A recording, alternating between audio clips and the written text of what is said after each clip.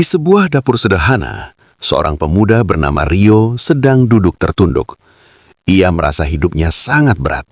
Masalah pekerjaan, hubungan, dan keuangan datang bertubi-tubi.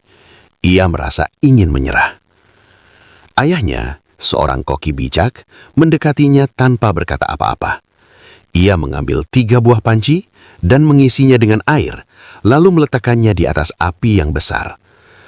Setelah air dalam ketiga panci itu mendidih, sang ayah memasukkan wortel ke dalam panci pertama, telur ke dalam panci kedua, dan bubuk kopi ke dalam panci ketiga.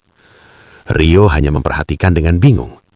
Setelah 20 menit, ayahnya mematikan api, mengambil isinya, dan menyajikannya di depan Rio. "Lihat ini, Rio. Apa yang kamu lihat?" tanya ayahnya. "Wortel, telur, dan kopi ya?" jawab Rio pendek. Ayahnya meminta Rio untuk menyentuh wortel itu. Rio melakukannya dan menyadari bahwa wortel itu sekarang menjadi lembek dan hancur. Lalu ayahnya meminta Rio mengupas telur itu. Setelah dikupas, telur itu sekarang menjadi keras dan padat. Terakhir, ayahnya meminta Rio menghirup aroma kopi dan mencicipinya. Rio tersenyum saat merasakan kehangatan dan kekentalan rasa kopi yang nikmat. "Apa artinya ini ya?" Ayahnya menjelaskan. Ketiga benda ini menghadapi kesulitan yang sama, air mendidih. Tapi lihat reaksinya masing-masing. Wortel awalnya kuat dan keras, tapi setelah masuk ke kesulitan, ia menyerah dan menjadi lembek. Telur awalnya rapuh dengan cangkang tipis yang melindungi isinya yang cair, tapi setelah berada dalam tekanan, ia menjadi keras dan kaku di dalam. Terakhir, kopi adalah yang paling unik. Ia tidak berubah karena air mendidih, melainkan ia yang mengubah air tersebut. Begitu terkena panas, kopi melepaskan aroma dan rasa, menciptakan sesuatu yang baru dan lebih berharga.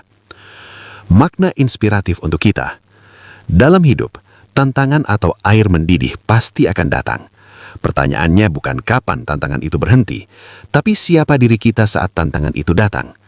Apakah kita seperti wortel yang terlihat kuat, tapi langsung kehilangan semangat saat ditekan?